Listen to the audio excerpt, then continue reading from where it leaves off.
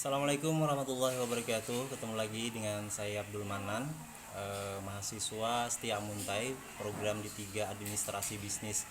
Kali ini saya akan membahas analisis hukum bisnis ya, tentang kasus pelanggaran hak cipta ekonomi kreatif.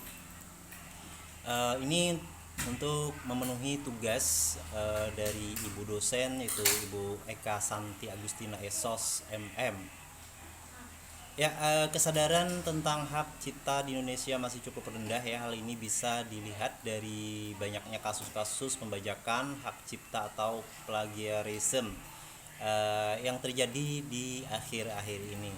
Nah, beberapa waktu lalu ya, sebagai contoh, seorang calon sarjana juga terlibat, yaitu juga selegram awak krim ya. Masalahnya berawal ketika si awak krim ini dituding menggunakan ilustrasi milik ilustrator asal Bandung tanpa izin. Selain dua kasus tersebut ya, masalah pencurian hak cipta juga banyak terjadi yang melibatkan musisi hingga rumah produksi film. Masalah penggunaan karya orang lain memang rentan terjadi di Indonesia ya, sebab jika ingin menggunakan karya orang lain, seseorang harus meminta izin dari pencipta atau pemegang hak cipta, baik untuk kegiatan komersil maupun non komersil. Ya, intinya ya, apabila seseorang menggunakan hak cipta orang lain, dia harus meminta izin dari pencipta atau pemegang hak cipta, termasuk seperti foto ya, gambar yang ada di medsos seperti itu. Nah, namun apabila memang tidak untuk kepentingan komersil, maka bisa dengan mencantumkan sumber atau nama pencipta pemegang hak ciptanya seperti itu. Ya, kalau kita mengacu pada Undang-Undang Nomor 28 Tahun 2014 ya, tentang hak cipta, pasal 113, masalah penggunaan karya hak tanpa izin dari kreator bisa masuk dalam unsur pidana, sebab hal itu jelas berdampak buruk atau merugikan penciptanya. Tetapi unsur pidana itu ya bisa ada jika si pemilik karya mengadukan ke polisi. Nah, sekarang harus dilihat ya, apakah pengguna itu untuk kepentingan komersil atau bagaimana. Kalau memang benar untuk kepentingan komersil, apakah pencipta atau pemilik dari misalkan lagu ya, atau pemegang hak cipta ini mengadukan ke polisi. Karena tanpa ada pengaduan ya, delik pengaduan, maka tidak bisa polisi melakukan tindakan hukum. Itu karena tindakan pidana hak cipta adalah delik aduan. Nah, terus salah satu contoh persoalan yang sering dikeluhkan para pelaku industri ekonomi kreatif adalah ketiadaan penghargaan dan perlindungan atas hak karyanya. Maksudnya hak cipta karyanya ya.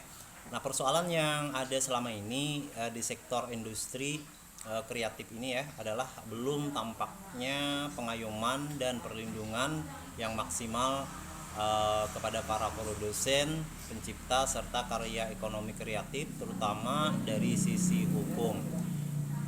Sebetulnya pemahaman masyarakat tentang hak cipta sudah cukup memadai. Saat ini ya, banyak masyarakat yang sudah mengerti tentang pelanggaran hak cipta ini, sehingga hal ini dikarenakan banyaknya sosialisasi ya, sosialisasi maupun efek dari penegakan hukum yang bikin jera.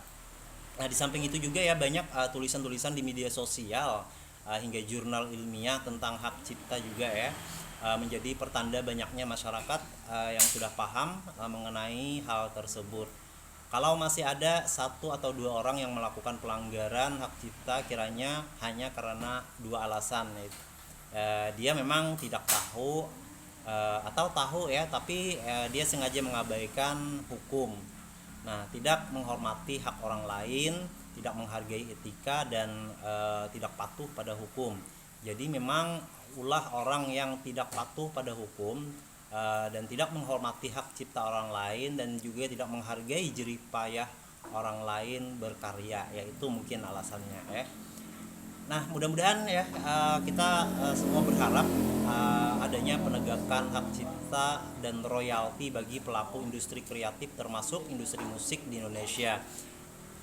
Perlu ada juga ya. Nah, ini sebagai contoh di bidang musik ya.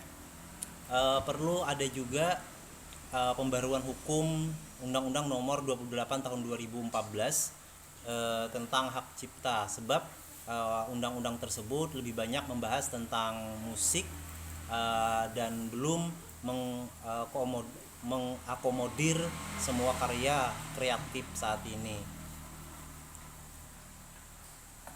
Ya, kiranya itu aja ya bahasan kita kali ini tentang kasus pelanggaran hak cipta ya.